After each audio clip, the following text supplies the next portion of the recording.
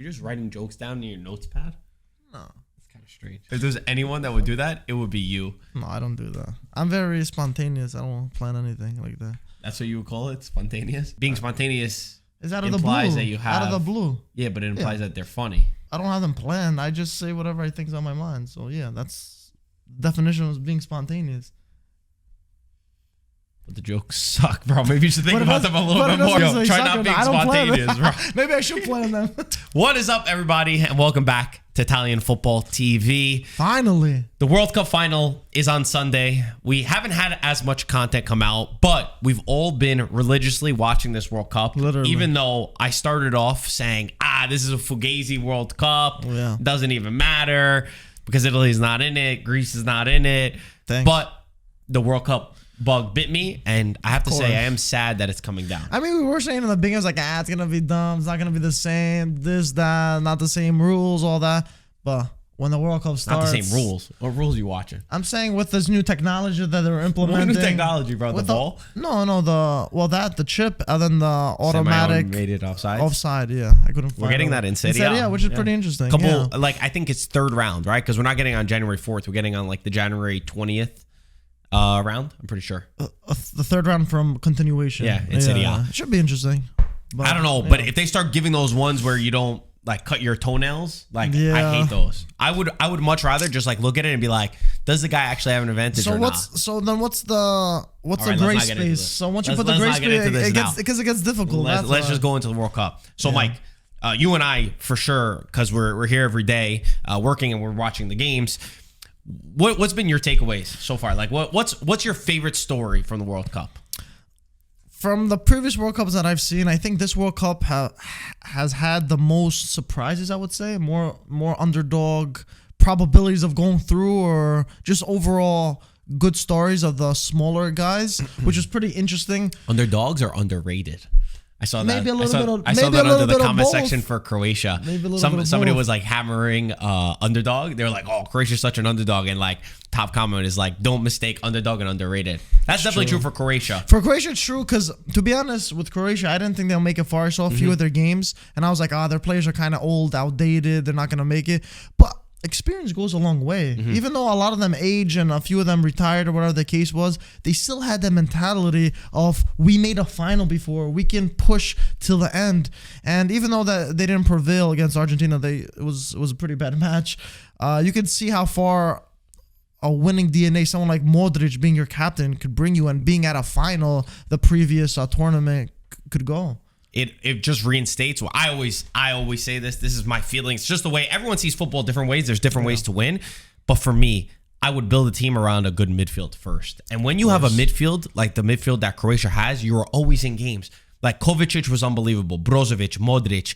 It goes without saying. Modric, I was literally just watching. I'm talking about group stage and then the other matches as well, because the last game wasn't great. But I was just watching the TV and watching the simple things that he does. It is art. Like, that is poetry. Those are the type of players that always inspired me when I was young, like when I was a kid, to want to go out and play, just because like they thought of things before it happened. Modric for me goes down as one of the greats ever in his generation because of how damn good he still is. And when I realized that he's 37 years old, he's still running the way that he is, he's still the leader that he is, it really surprised me. And this tournament really reminded me a lot of Pirlo in his last couple years at the top level, just because a lot of people kind of counted them out. They said they didn't really have it. A lot of people also said about Pirlo that he didn't run, he didn't tackle, but they actually did. And just to show at that level to still be doing it, hats off to them. But I will say for Croatia, they miss a striker. Like, they miss a real attack. And as much as I want to push Pasalic because, he plays for Atalanta, I mean, that attack, they're still missing, and this is me just being romantic, missing that Mandzukic type player that's going to be able to score your goals. Even Vlasic was there, and he wasn't really being able to break the lines accordingly. I think Argentina was just too much. Well, Argentina, Argentina's the best team in the World Cup.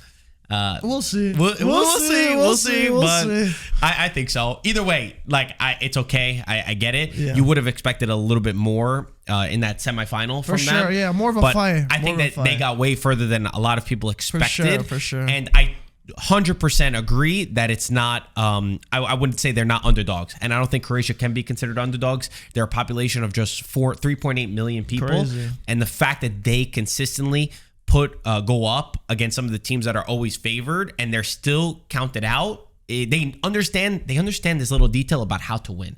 Like the game against Brazil is how to win a game. Doesn't matter how you have to do it. They're willing to fight. They're willing to sacrifice. And then they'll find their goals where they come. But that also can take you only so far, in my opinion, when you don't have that great quality in attack like they used to with a player like Mandzukic. Sure. Anyway, Croatia's out. They're going to play that third and fourth match for Morocco. We're spitballing. Like, where else you want to go? I know you brought up Croatia, but what else you want to talk about? I mean, do we want to talk about the third place let's do game Morocco first? Let's do Morocco. I mean, because we talked about Croatia. I can't. Now we talked about Morocco. By the way, do you like this third place game? I don't, but I do like how there's more World Cup games. Make sense? Yeah, but this doesn't feel like a World Cup game. But you're gonna have it in the background, regardless. I'm gonna have it in the background, but I'm not gonna watch. Like, I'm not clearing my schedule. We're going to Mike LaBelle's PlayStation FIFA game at OS Studios. At OS Studio tomorrow, OS NYC.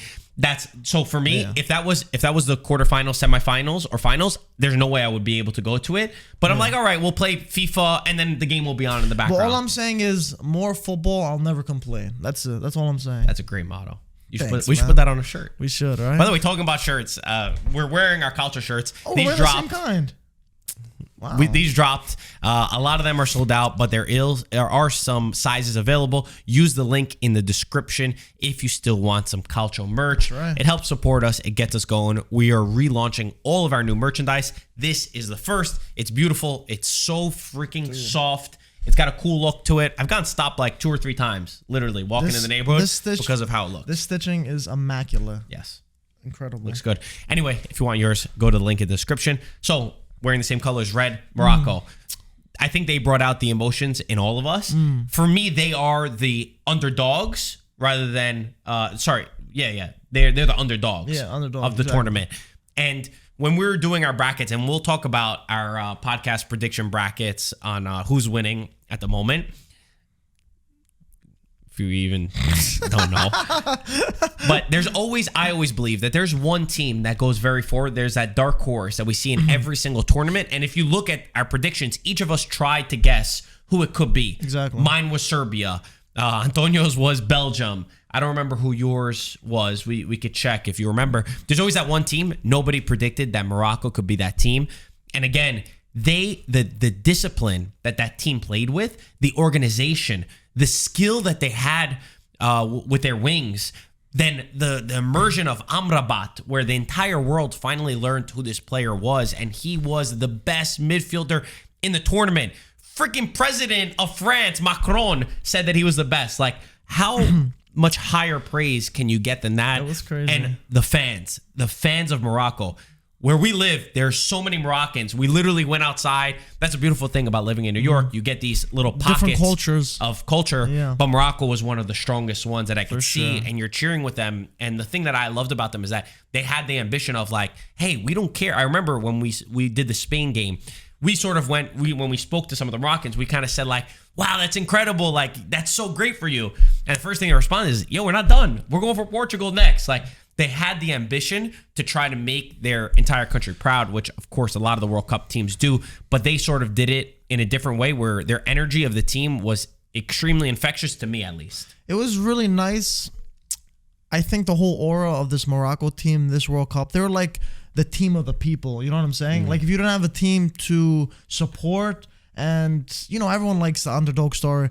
That was Morocco this tournament. They were fighting. Everyone expected them to go last place. We can see our predictions and everyone else's prediction. Everyone thought they'd have 0 wins, whatever the case, finish last. And they've done incredible things, being the first African country to go to the semifinals of the World Cup. And we've seen players that we never seen before. I'm like, oh, who's this guy? Their goalkeeper, Bono was incredible. Amazing. Boufal, and also just their connection to their families too. Like, there was something special about this team. Like, when I saw them, when I see Hakimi going over to his mom, yeah, and Bono with his son coming on the pit, I get goosebumps thinking about it because like that's sort of like the real reason why we watch football. The epitome of the sport. It's for that, and I just feel like they were able to bring that connection more than any other team. I'm not saying that other countries in the World Cup didn't have that sort of connection. They just displayed it in a way that I was not used to, or maybe I never have seen. So they brought that out. They're extremely proud. I even, just to get on a little bit of a tactical reasons for me, I spoke to this dude at the gym today, this Moroccan guy. We started speaking while we were in the sauna somehow about Morocco because he's from Morocco, and we both agreed on this. I brought it up to him. I said, listen, the thing that you guys lack and what you need in the next World Cup is a real striker. They did not have a striker that was capable to just put the ball in when things were not going great. We know Khedira, who was born in Body, plays for Body. We messed with Antonio a lot with that because Antonio was saying, look, Body's still in the World Cup, but he doesn't have the quality to play in a World Cup. He could have had like 4 goals. He had so many chances. That sort of thing is something that can come, but I noticed that the lack of that against France because they had opportunities. They were creating chances, but they couldn't finish them. And that comes with experience. It comes with a little bit more quality in those positions. But the courage and the discipline in the organization is something that you can teach, and that's exactly what they learned. Having a striker that can get a goal out of nothing is so underrated and so needed because so many teams lack that, and having a final piece like that would make a team go from here to here. Italy, one case. Morocco, another case with here. Morocco has a very good squad. Even if you don't know a lot of players, if you saw how they played, they all played as a unit. They all fought for each other. But once they went to the final third, they ran out of ideas. Like, even against France, they were in it for so long. It was 1-0. And if they finish a couple of their chances, they had 2-3 very good chances that they could have scored, but they didn't have that killer instinct to put in the back of the net. And anything could have happened if they scored. How much was Amrabat worth before the World Cup? Amrabat was worth a cool 15 million. Okay. How much is he worth now? 35, close to 40 maybe. It made me very proud watching people talk about Amrabat. When he was at Verona, he was the best midfielder in Serie A. I mean, he was one of the best midfielders, at least in Serie A. There's a lot of good players. I'm a little bit recency bias for me thinking about it now. He was that freaking good. And at Fiorentina, he had some up and downs for sure. But of course, the quality was still there. And I think that there's a lot of players that they even get their most out of when they put their national team jersey on. And we could talk about that a little bit deeper because I think there's some other players who exemplify that as well. Because the shirt, it's a heavy shirt. And there's certain players who you either go one way. You either die for, you get your best. It's like a superpower. It's like a Superman, right? You have this and boom, you're unbelievable. Or it could weigh too much and then guess what? You crumble under the pressure. You do the opposite. Ciro Immobile style, like that sort of player. For sure. And Amrabat did this to a T with Morocco. I mean, he has quality. He's played in Serie A for a long time, and we know the quality that he's had. But the performances that he did to be the best midfielder at the World Cup, even us who watch Serie A, who love Serie A, I didn't even know he was capable of that. That's how good he was. Another example of that is their goalkeeper, Bono. I looked him up because I was like, oh, this guy's incredible. Do you know he plays in Sevilla, who are currently in the relegation zone? And now he's playing for Morocco, for his country, and he's arguably the goalkeeper of the tournament. It's incredible. Also, Croatia's keeper, too, if we think about Livakovic. Yeah. He was also one of those. That's what I'm saying, one of. That had an very incredible good performance. World Cup. But yeah, Amrabat, cheers to you. You were unbelievable, and I know you're going to take this because we are drinking SIAG coffee, and we do our SIAG player of the round for Serie A. So we're doing our SIAG player of the tournament so far. And I think, Michael, you do have Amrabat as your player of the tournament. I mean, Mark, we talked about Amrabat a lot. We knew his capabilities of Serie A. He's a hustler. He's a bulldog. He breaks a lot of plays. Now we saw him as like a true box-to-box kind of midfield for this Morocco team. He was playing defense. He was playing attack. We saw a lot of his great moves. He was hustling. He was running back. He was fighting for his teammates. Bro, did you see him track Mbappe back? Oh my! Did you see that tackle? Clip is the greatest clip I've ever seen. If he got that inch wrong, he would have got sent off. But he Mbappe, got that perfectly. Bro, Mbappe is a Ferrari. I mean, maybe, God. I don't know. Is he the fastest player in the world? One of the fastest players in the world. And Amrabat caught up to him, head back, just jumping and that was running insane. until That he was catches up insane. to him, and then he makes a clean tackle. That looked like the most dangerous was thing from a gorgeous. different, but he got that perfectly to a T. And Amrabat, I think for me at least, I think he deserves this. Shout out to our Serie A guy right now, and Mr. Comiso is gonna have a lot of trouble keeping him at Fiorentina. Hopefully not. Because a lot of clubs are gonna be looking at him, and after this performance, why wouldn't they? Proud of him. My player of the tournament.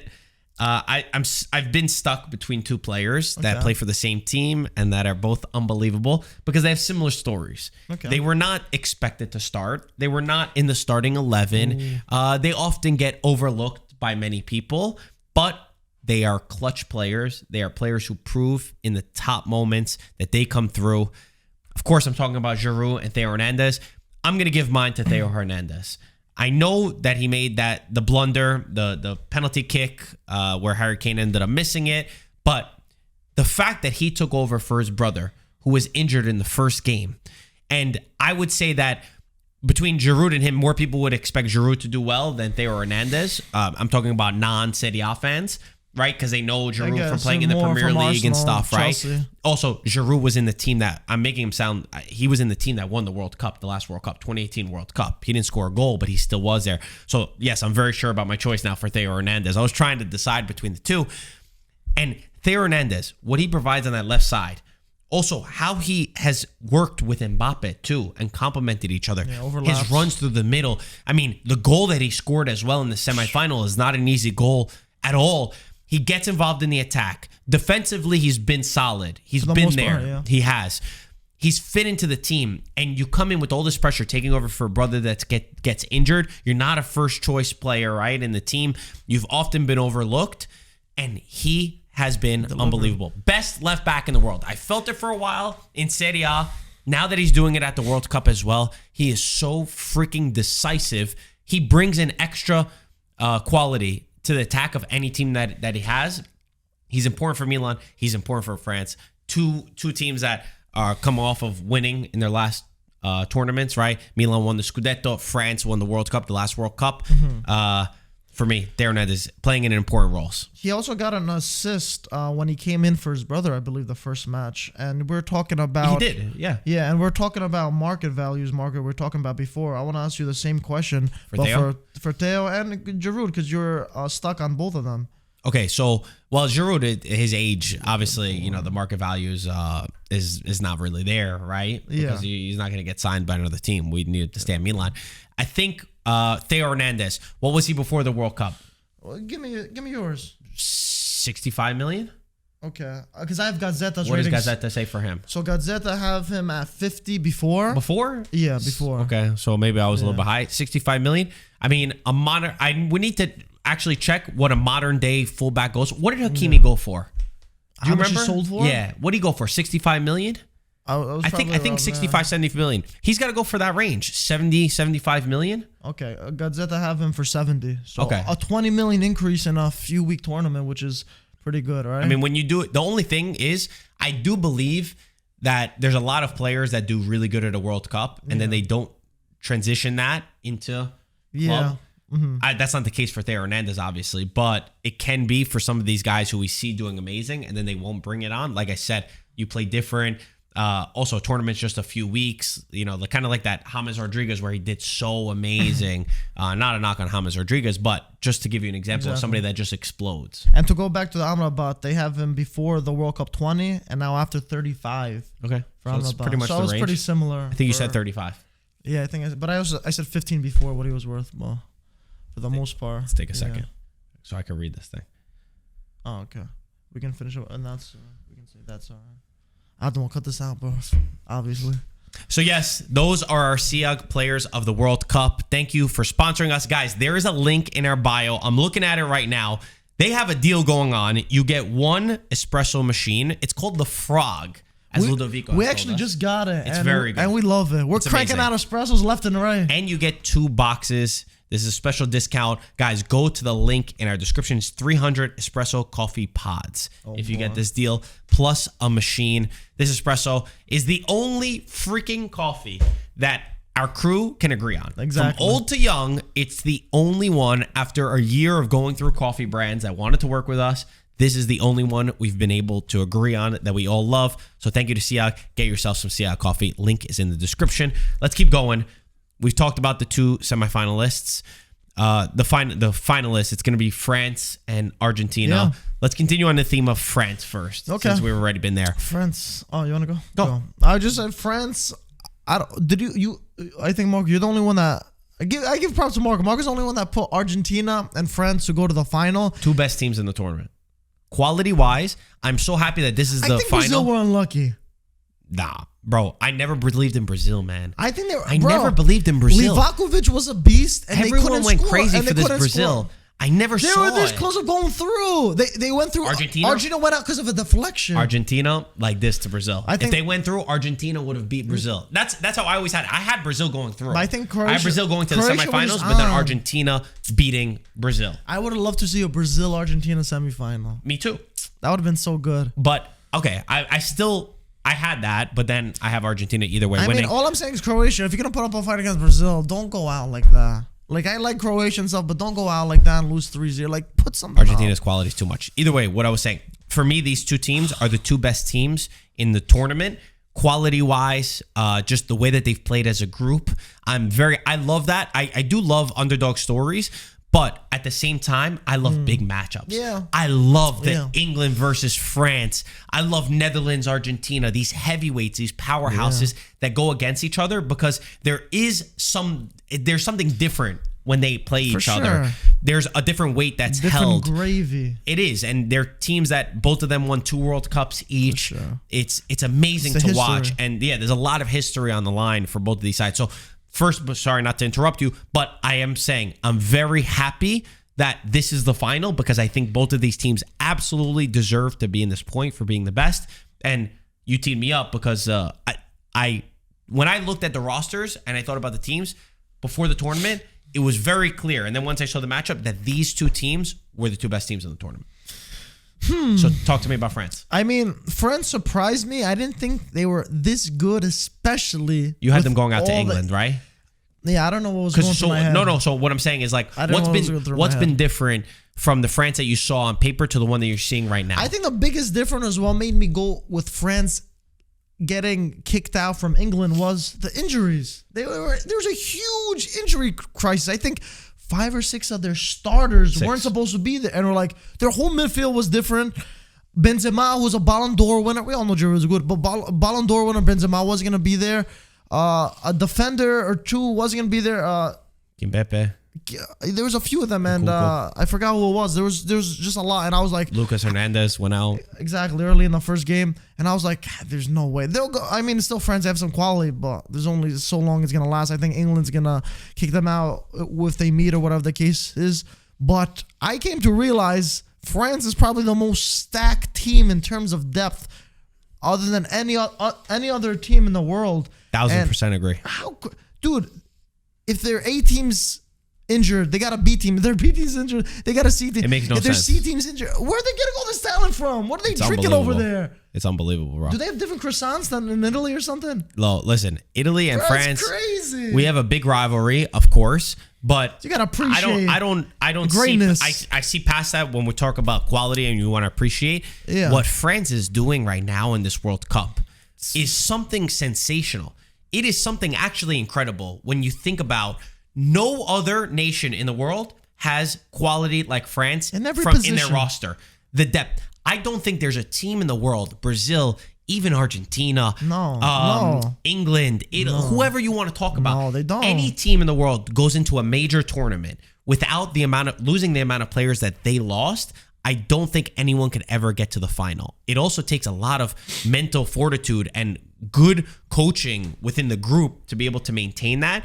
The Benzema was the only one that I wasn't worried about just because they won the World Cup with Giroud already. And I know that Mbappe loves to play with that sort of classic number 9. Mm-hmm. They complement each other well. And Giroud is so unselfish and he comes up in big moments that I was certain about that pairing. The midfield had me worried, and Tchouaméni has been unbelievable. Incredible. In the center midfield. Incredible. Rabiot even stepping up even bigger. Big time. Big time. I will say, though, their defense still does scare me. They concede a lot of chances. I know there's a lot of people talking about how good their defense is playing right now. I don't know Konate. I know he did well stepping up. That is my fear for the team going forward. Hugo Lloris has been amazing, but they concede a lot of chances. And I think that is still their Achilles heel. The midfield, I'm not worried about. The attack, I'm not worried about. And, if we talk about this, Antoine Griezmann is having a freaking World Cup. And that's why I always laugh. There's a lot of people that, when a player goes from one league to the next, right? They go from Serie A to Premier League, Serie A, La Liga. Everyone's like, oh, you're a farmer's league. Look how easy it is in that league. When they take away an element to the game that's so important, which is the variable of being happy in a team, being surrounded by another 10 players that actually suit your style, having a coach that plays your way. Griezmann at Atletico, we've not seen this before. We've not seen this sort of Griezmann. And what he's doing at France right now, I think he's been France's most important player of this tournament. He creates chances. He's stringing all the passes. He sets up his teammates. Yeah. He's the maestro in the midfield. For sure. Right ahead of the midfield. He is doing something incredible. And that's what always makes me laugh about that argument. It's like, look at what he's doing right now at the World Cup in the highest stage. I think what Griezmann's doing now, I think Deschamps is playing him in a position that he's familiar with. Rather than the past, they played him out of position, didn't give him the freedom to do what he wants. And this was the Griezmann of the past where we've seen him dominate at Atletico. And I used to love Griezmann back then. I mean, he was incredible. And then, he moved to Barcelona, wasn't the same.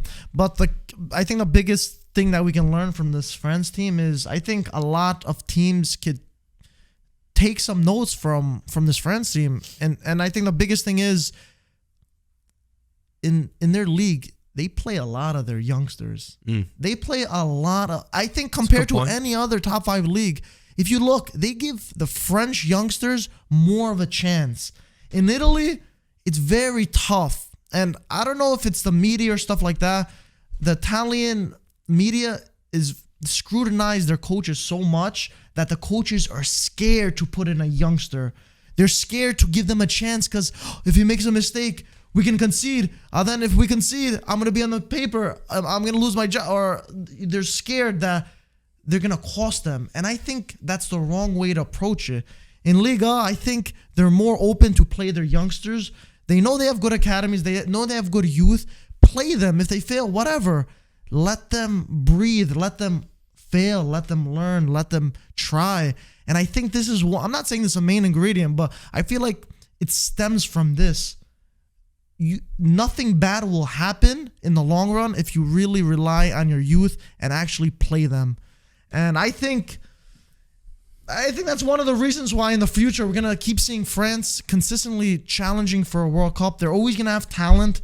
Players like Mbappe, Tchouaméni, Camavinga, all these players that are going to sprout out, a lot of them are going to be from France. And I think that's one of the main reasons why. I think there's definitely like a golden generation for them at the moment. Like what they've been doing, it's spectacular. Like they actually have quality. Like I think it's not as simple as just playing the youngsters, because if you don't have quality, I think it's a step. I think if you don't have quality, then you keep playing them and then nothing can sprout from that. I know nothing materialized. I get, but you're always gonna have good. If you have good academies, I'm sure they have, because they have. I didn't want to bring it up because I don't know it, but I remember I watched a video a while ago about how so many of their first team players have all come from the same academy in Paris, a very close quarters that they were all playing at, and they've all come from there. That's something that I would love to study one day and find the comparisons of what they did correct then and what Italy can do, or just in general, just learn from them. But what I have to say is, I know at the end of the day, you got to win. You got to win the World Cup, right? And I'm probably the last type of person to ever kind of say this, but they are winning just getting to this point. If you just take a step back, from all their injuries. I'm not saying that they win the World Cup, but they are winning just by how freaking dominant they are in the quality. And to me, that is something that really struck me about this French side. I know I had them there, but I never expected to see at the amount of injuries that they've been dealing with, and then even Upamecano and Rabiot get injured in the semifinal. Not injured, sorry. They got sick in the semifinals, right? And they still were able to produce. And then last but not least, and I actually love that we went this entire time talking about France without talking about Mbappe. Just shows you, Mbappe, for me, is the best player in the world. what he is doing, what he does, his burst of speed, the way that he could dribble a play with ease, I find myself with my jaw like this because he is that damn good. And I have not seen a player at 22, 23 years old at this level. And he's also just got like a winning energy about him. He has a World Cup already. This could be his second World Cup at his ripe age. How crazy is that? He's going to win more World Cups Messi's than right now, he's 35 begging for a World Cup. And Mbappe already started his career with a World Cup. So I feel like France almost have no pressure. They're here, like you said, not an achievement, but being here with all those injuries, them winning before. Also, who wins back-to-back World Cups? It's like that's what Italy did, but it's been so hard to repeat that. Like they've had the I remember when everyone was talking about the curse. Oh, the last winner's curse. You go out in the group stage, which doesn't mean anything, by the way. Yeah. But I do agree to an extent. I understand what you're saying, but with the quality of Mbappe, you are always in a match. Of course, he is world class on a different level from any youngster there is in the world. Different level, different planet. That's how good Mbappe is. Who's a young player that I could compare him to? I can't find it. Position-wise? No, just in general. Just like with that ability to like, when I look at him, I feel like I'm watching like the Ronaldo and Messi of when we were growing up and we watch Ronaldo and Messi. That superstar quality. The counterpart would be Haaland, but I still think Mbappe is a level above him. I do think. Well, a lot of people think the opposite. Just because he's a more prolific goal scorer, Haaland. Well, that's because he's also number 9, which is different. But I think Mbappe, what he could do on the field, he could break your opponent more than Haaland could do. And I think that's something that separates him from the rest. And he's also a born winner. He's won before. At this young age, the only thing he's missing is a Champions League, and he has, and that's every year. Ballon d'Or. He already won the hardest thing to win. And he's been so blessed young to be in a really great French 100%. If we're being honest, I'm just saying. But he's been important. All that pressure off your back, it does so much. It does so much more good. Now, I'm not saying it's bad for Argentina that there's pressure, but Argentina have one last chance with this Messi, and I feel like maybe they're handling it well. They are handling it well. They're doing extremely well. But when it comes to finals, and in the past, Argentina hasn't had the best luck in finals. This is their 6th final. They lost 3. They won 2. And now this is going to be their 6th one. So this is not great numbers. It's literally do or die. Yeah. And Mbappé's like, whatever, I can do it. I still have a few other World Cups. But this for Messi, let's see if he cracks under the pressure or not. This is his last chance to show what he could do. I'm going to give you a sneak peek, Paiza. He's not cracking. He's not cracking? Never. No shot. Okay. Argentina are the best team in the world. By how much? Argentina, it's close. It's close. It's a fine line? It's very close. It is. It's details. But so this Argentina side is so impressive to me. I really love the way that they've gone about this tournament. It was hilarious when they lost to Saudi Arabia. The amount of freaking messages that some of you guys sent me, you picked Argentina to win. It was such a good wake-up call for them that they had that. They got it out of the bag. It was a crazy match. Since then, all they've done is progress. And I've still seen so many people not believing in Argentina from the beginning of the tournament. There's sometimes in football and in that I've seen when I've watched, just from my experiences, that you feel like you know what's going to happen already. That things are meant to be, that it's destined. That's how I felt about Argentina coming to this tournament because they finally got the pieces of the puzzle correct. When you want to talk about quality of Argentina, you could look in history. You look in our recent history, 2006, 2010, 2014, 2018, right? Always had quality. You will always see Argentinian players playing at the highest levels of Europe. Their strikers, their attackers are sensational. For me, what they always lacked in the tournaments and why I didn't believe in them in 2018, 2014 is they didn't have this good balance about them. Their defense was never very good. They lacked a goalkeeper.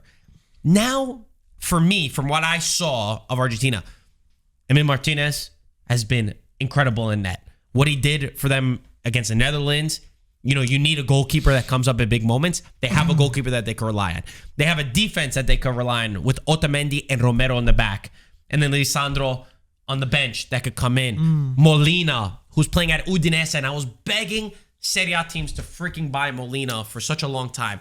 Their midfield, Enzo Fernandez, De Paul, they have a bite to them. It's not just quality, because yes, it's very good to have quality, but you need to be a team. You need to be 11 where you're all on the same mission of we are stronger as a group. And once I saw that, that's when I started to believe in the Argentina, because you mix being a good 11 as a whole and having a good environment and a good locker room with quality, and that's when you get incredible things. And that's without even talking about the level of attack. That's without even going there, because Julian Alvarez is a brilliant number 9.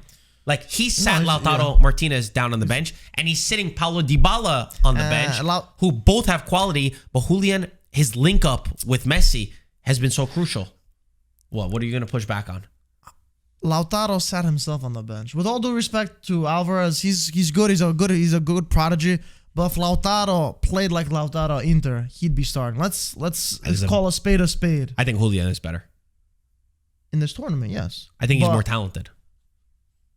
He's 22 years old. More talent in what exactly? Just overall. Like, if I was looking at them, I would play Julian Alvarez over Lautaro. To be honest with you. I mean, and I should be biased, and I want Lautaro because I did want Lautaro to do well. Maybe Lautaro, whatever the case was, he just didn't perform, which is he started the first couple of games or whatever, and he just wasn't performing. Whatever, things happen, and you give someone else a chance, and now Julian's doing good and he's starting. I don't think he benched Lautaro, so Lautaro benched himself. Okay, but besides the point, I think the fact that they have that problem goes to how great good Argentina is. Their And that's without talking about Di Maria. Yeah. That's without talking about Papu Gomez. I just wanted to talk about the thing with Argentina. If it was a semifinal between Brazil and Argentina, I thought Brazil on paper would have a better team. I think we can all agree that. On paper. Not me. On paper. Never. I will not agree with that. So the thing... Don't say we'll all agree with that. I don't agree on paper that they're better. Okay. The thing with... agree to disagree. The thing with Argentina is... Because I just see... I'm not saying these are bad players. Otamendi plays at Benfica. Enzo Fernandez plays at Benfica. McAllister What's wrong plays with Benfica? You love Benfica. Plays at Brighton Albion. Emi Martinez plays at Aston Villa. No disrespect over here, but you would think Argentina would be more on the level of their attack, with Di Maria playing at Juventus, Messi playing at PSG, Julian playing at Manchester City, Lautaro playing at Inter. I thought the quality like that, I'd be like, okay, Argentina are a little more heavy-sided in attack, and I think Brazil are overall more well-rounded than them. But the way you see them play, football's not played on paper, which is why we see incredible things. We see underdog stories. We see beautiful things like Morocco. Video game. It's not a video game, exactly. But what I seen from Argentina, which changed my mind, is these guys...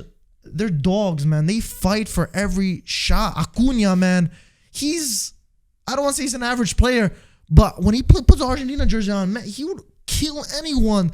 They're all on a mission to win this, not just for Argentina, to win it for Messi, because they know it's the last World Cup. So I feel like their bite overshadowed their quality, or better than all the teams that they faced. That's why I believe that nothing could have stopped them. And that's why I believe that nothing can stop them.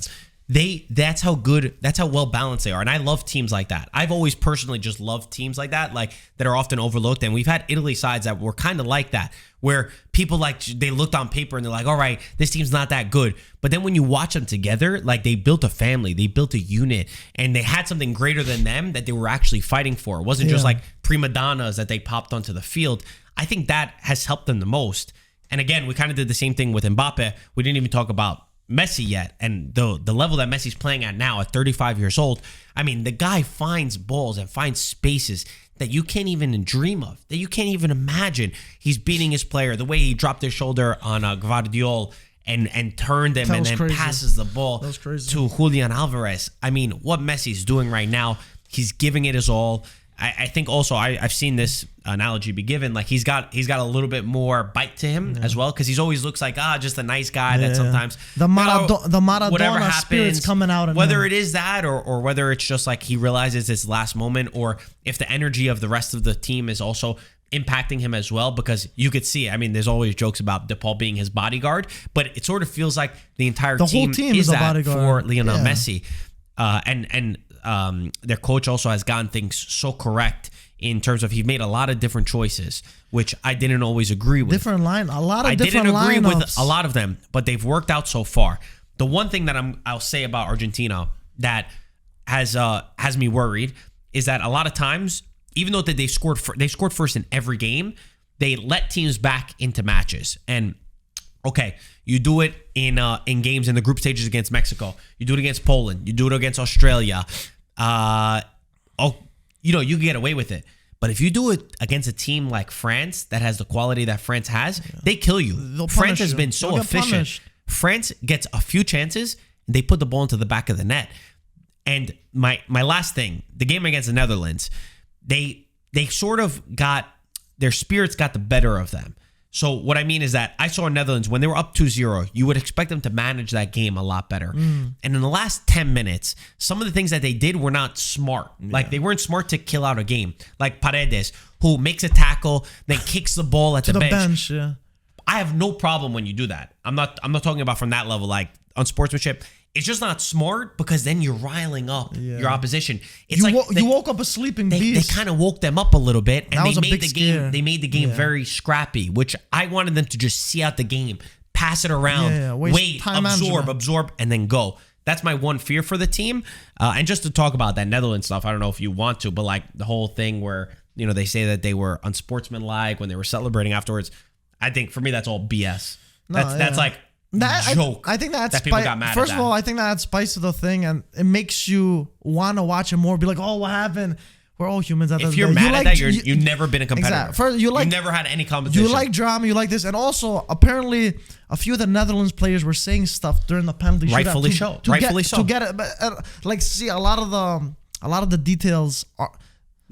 Everyone talked about that. I feel like I didn't hear that. I feel like it was mostly look at Argentina, bro. No, I feel like it was mostly Argentina. Look what Argentina did in the Netherlands. But I feel like a lot of people missed out saying, "Oh, Netherlands actually did this prior." No, everyone was talking about it. It was everywhere. I'm just saying I didn't hear that. No, that was. And I have zero problem. Yeah. You're going into penalty shootout. If my team was not doing that, I would question them. Like, you're supposed to mess with the players. We do it to each other when we're freaking playing FIFA or foosball, or we play in the park to each other. We're talking so much crap. You're trying to mentally get into their head. I have no problems with Netherlands doing that. But what I'll say is that if you do it, you better be ready to take it as well, because you can't talk back and then you don't bounce back. I have no problem with anyone doing anything. Of course, there are limits. There are things that you don't want to pass. I get that. There's respect levels. But even Messi going over to Van Gaal, I love it. Van Gaal, you talk. Guess what? If you lose, you have to accept the consequences. You can talk, but that's just the way that it is. So for me, no problems. I love that from Argentina. Just wanted to set that record straight, and Argentina will win the World Cup. Yeah, I think I agree. You want to give predictions? Argentina will win the World Cup. Like score predictions. I don't know. Give me something. No, why not? Because I don't have it. I don't feel anything that like Argentina are going to win. I think France is going to be up 1-0. And Messi's gonna assist a goal, and he's gonna score a goal. It's very everything's gonna go. So you're on the crazy. Argentina train. I think just because everything's on the line, I think I saw Messi this tournament where I never really seen him before. I seen him fight a little bit more. I seen him a little bit more passionate.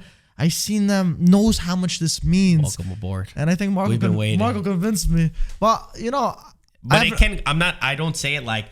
I'm 1,000,000% certain.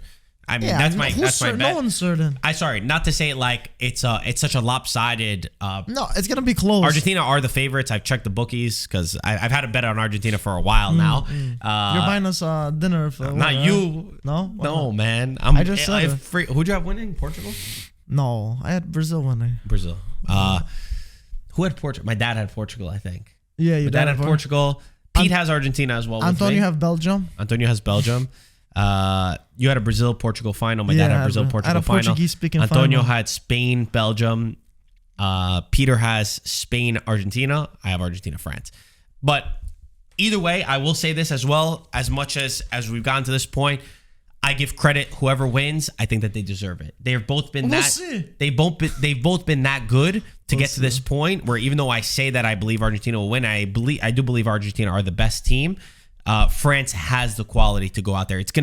This could be one of the best World Cup finals in a while.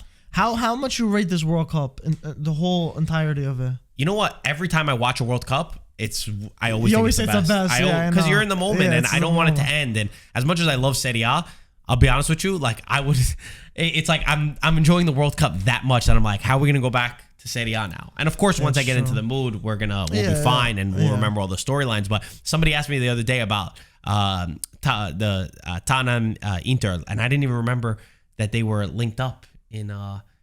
It's not even Tottenham Inter. It's Milan Tottenham, right? And it's Inter Porto.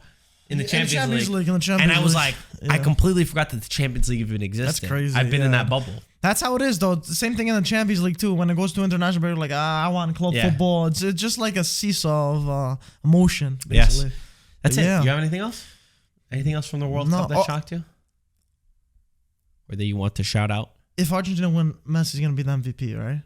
If France win, has to be. Mbappe, right? But also, maybe Giroud, man. Shout out Giroud, man. Yo, Giroud. We didn't talk about Giroud. He keeps his mouth shut, man, but he does a lot of work. He's the best. He does a lot of dirty work. He's the best. Man. I love him. Mr. Clutch. He's Mr. so Clutch, efficient, man. What he did in 2022 is crazy, and more respect's got to be put on his name. And I think that also we're reacting like this but we do know about Giroud. Like, we knew that Giroud had this. For Milan, man, he bails Milan out a lot. I'll be honest with you, dude, when people were talking about Benzema going out and that's France's chances, I didn't even blink. I was like, wait, but they got Giroud on the bench. All credit to Benzema. Benzema's overall a better player, but Giroud fits the French style better than Benzema does for me. We talked this before we started filming with Benzema being available for the World Cup final. Yeah, he's not going. He's not going? Bro, it's Friday.